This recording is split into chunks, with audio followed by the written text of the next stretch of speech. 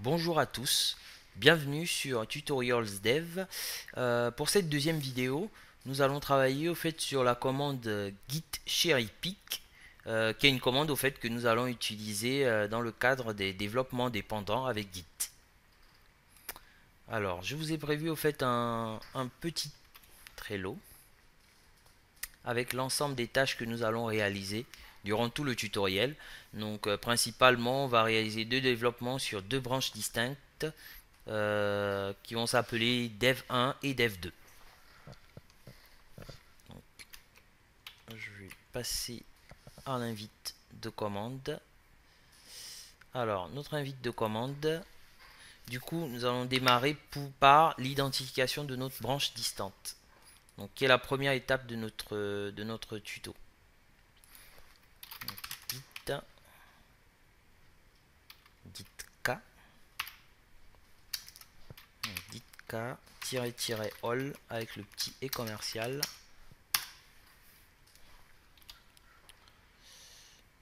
Donc, là, au fait, on a la liste. Ici, on a la liste des branches distantes. Donc, à droite, on a les branches distantes qui commencent par remote origin et les branches locales qui sont, elles, tout à gauche. Donc là, notre développement part de la branche master. Du coup, on va fermer git GUI, repasser sur la ligne de commande. Donc, on va créer notre branche de développement dev1 en la faisant pointer sur master. Donc c'est git checkout -b pour nommer le nom de la branche. Donc on a décidé de l'appeler dev1 espace le nom de la branche distante, donc remote origin slash et le nom de la branche distante master. Hop. Du coup là il nous a bien créé la branche distante, la branche locale plutôt, qui s'appelle dev1. Donc on va repasser rapidement sur la petite checklist. Donc on a bien identifié la branche master et on a créé notre première branche. Donc on va réaliser notre premier développement. Donc le premier développement il est assez trivial. C'est la création d'une classe véhicule. Et du coup j'ai déjà créé la classe. Je vais juste la rajouter rapidement. Hop. Donc là on est sous Eclipse et là je viens de créer l'objet véhicule qui va nous servir tout au long du tuto. Donc ça c'est la première classe donc qui s'appelle véhicule et il y a une seule propriété, donc la propriété non. Hop. Alors nous allons revenir sur notre Trello. Donc on a réalisé le premier développement. Du coup on va effectuer notre sauvegarde. Donc on fait un git status. Donc là il nous dit qu'on a ajouté le fichier véhicule. Donc on va lancer git GUI pour bien vérifier que nos développements sont cohérents. Le développement est bien cohérent. Donc là on voit bien que c'est la classe qu'on a rajoutée. Donc on va l'appeler dev1. Le libeller. On va sauvegarder. Donc stage changed. On clique sur oui. Donc là on voit bien qu'il nous a rajouté notre développement. Du coup on va pouvoir le committer. Donc là le fichier a été committé sur notre branche locale. Donc on va vérifier bien entendu que notre développement est bien pris en compte en faisant la commande git log. Donc en faisant git log, ben ici on voit bien que notre développement dev1 est bien pris en compte. Alors nous allons repasser sur la checklist. Donc on a réalisé l'opération de commit. Du coup avant de pousser, on pourrait d'ores et déjà lancer pousser notre développement sur la branche distante, mais ça va pas être possible au fait parce que le but du tuto c'est au fait de travailler sur les développements dépendants, et sur notre branche Bitbucket distante on n'a pas d'environnement continu de validation de code, par exemple Gerrit, qui va nous permettre de faire de la validation. Donc l'objectif c'est bien de réutiliser un commit qui n'est pas encore disponible sur la branche distante. Donc on va sauter rapidement cette étape et on reviendra plus tard au cours du tuto, et on va attaquer le deuxième développement avec la création de notre deuxième branche dev2. Alors on va repasser sur l'invite de commande et créer notre deuxième branche. Donc la commande c'est git, on va récupérer la commande qu'on avait déjà lancée pour la création de la première branche. Donc on va l'appeler dev2. Donc dev2. Et là, au fait, c'est exactement la même commande que l'autre. Et notre branche distante, c'est toujours master. Donc on appuie sur entrée. Du coup, il nous a créé notre deuxième branche de développement. Donc on a bien créé notre branche de développement. Et ici, au fait, on va récupérer le développement qui est présent sur la branche dev1. Donc comment on va faire ça? On va repasser sur l'invite de commande. On va lancer la commande git GUI, non, gitk plutôt. Alors gitk qui nous affiche bien sûr l'ensemble des branches distantes et locales.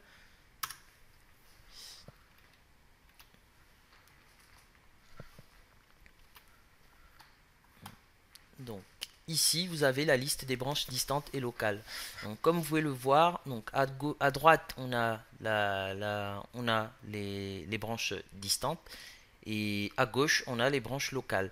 Donc là par exemple on est sur dev2, donc le petit point jaune c'est qui nous indique la branche courante, c'est sur laquelle on est actuellement, et on souhaite récupérer un développement qui est poussé sur la branche dev1. Donc on va cliquer sur dev1.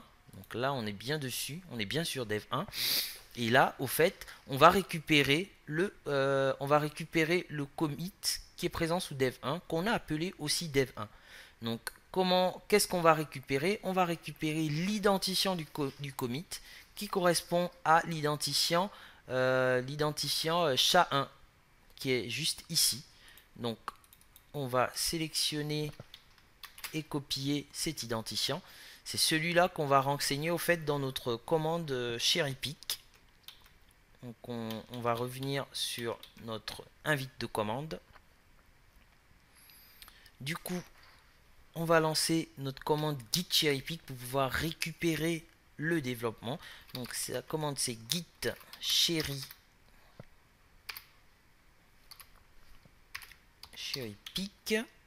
Et là, juste après, on va mettre l'identifiant qu'on a récupéré, le SHA-1 ID. Hop, coller. Voilà. Du coup, on a bien récupéré l'identifiant. Donc, c'est cette commande qu'on devra lancer en faisant entrer. Donc, on a bien récupéré, au fait, le commit qui correspond bien à la création de la classe véhicule. Donc, pour vérifier qu'on a bien récupéré le commit, on peut faire un git statut. Et là, il nous dit bien qu'on a récupéré un commit. Lequel? Git log. Donc, le commit dev1, qui était bien sur la branche dev1 initialement. Donc,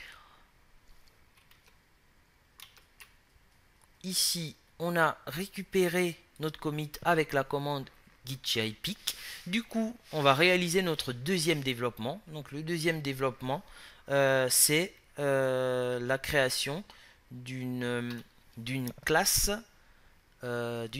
voiture qui va hériter de notre classe véhicule. J'ai aussi prévu la classe et je vais la rajouter rapidement dans l'espace de développement. Donc voilà, c'est fait. Donc vous allez pouvoir voir directement en faisant F5 notre classe véhicule, voiture plutôt.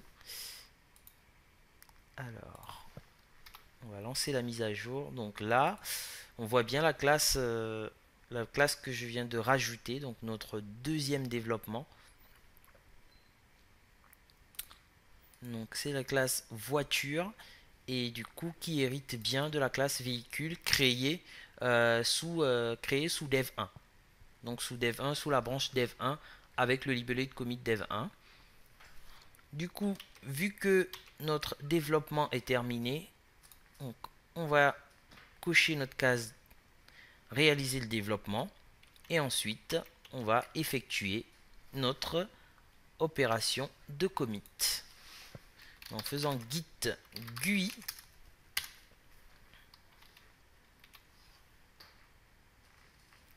donc sur git GUI. Donc comme on peut le voir, il nous a bien rajouté notre commande véhicule.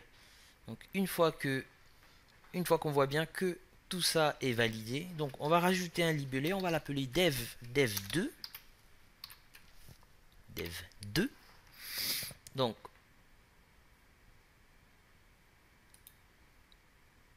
du coup je suis en train d'attendre un peu histoire qu'ils me remettent la main. Donc là c'est fait. Du coup on va sauvegarder, donc l'équivalent du git add. On va cliquer sur oui. Ensuite on va committer notre développement. Donc le commit c'est bien effectué. On va revenir sur notre invite de commande et vérifier que le commit a bien été pris en compte. Donc on voit bien que le dernier commit en cours sur notre branche de développement est bien le développement dev2 qu'on vient de réaliser. Donc on va repasser sur la checklist. Donc on a bien effectué notre opération de commit.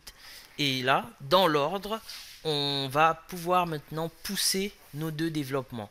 Donc on va revenir à l'étape précédente sous dev 1 parce qu'on n'avait pas, comme je vous avais expliqué, on n'a pas d'environnement de validation. Donc on va pouvoir pousser initialement le commit de dev 1 et par la suite le commit de dev 2. Donc, on repasse sur l'invite de commande. Pour repartir sur la branche dev 1, c'est git checkout et le nom de la branche sur laquelle on a envie d'aller, donc c'est dev 1. Du coup on est repassé sous dev 1.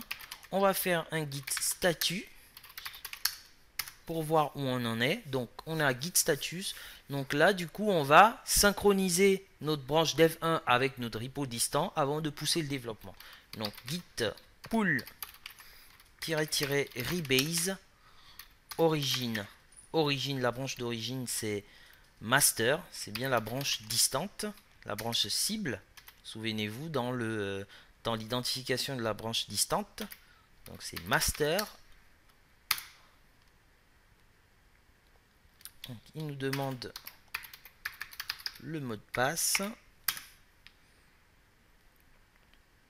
Donc la synchronisation est en train de se faire et là du coup elle est notifiée comme effectuée. On va juste rajouter une petite commande git pull pour être sûr de la synchronisation. Donc voilà, il nous dit bien que notre branche est à jour. Donc on repasse par la commande status pour vérifier qu'on est en bon état. Et là, on va pouvoir lancer notre opération de push. Donc git push origine. On va lui préciser notre branche locale. Donc c'est dev 1. Donc, on lui demande de pousser les développements de dev 1 vers la branche distante master. Donc c'est bien ça notre commande. Et là normalement, on va juste renseigner notre mot de passe. Donc là, le push est en cours. Alors, on va aller vérifier sous notre repo Bitbucket que le développement s'est bien effectué. Donc là, on voit bien que notre développement dev 1 est bien arrivé sur la branche distante. Donc on va repasser par la petite checklist. Donc notre développement dev 1 est validé. Donc ce qui va se passer, c'est que nous allons repartir sous dev 2 pour pouvoir pousser les développements de dev 2.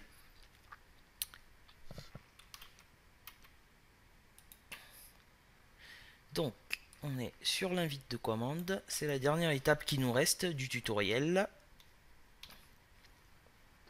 Donc on va repasser sous dev 2. Donc en reprenant la commande de checkout. Et là on va lui préciser de passer sur la branche dev 2. Et là, au fait, ce qu'il nous dit, c'est que notre branche dev 2 a 2 commits de retard. Donc, ce qu'on va faire, c'est qu'on va lancer la synchronisation parce qu'on a terminé le développement et on a effectué une opération de commit. Et là, on va effectuer notre commande de synchronisation. Donc, git pull rebase. Donc, c'est git pull rebase. Donc, origine master, qui est notre branche distante. Entrée.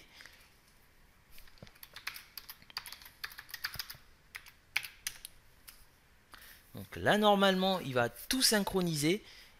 Et voilà, donc il a rejoué les commits dev1 et dev2 qui étaient sur la branche dev2. Et du coup, il les a tous appliqués. Donc on va juste lancer la commande git pull pour valider que la synchronisation s'est bel et bien effectuée. Donc là, on voit bien que il a synchronisé complètement notre branche dev2 avec la branche dev1.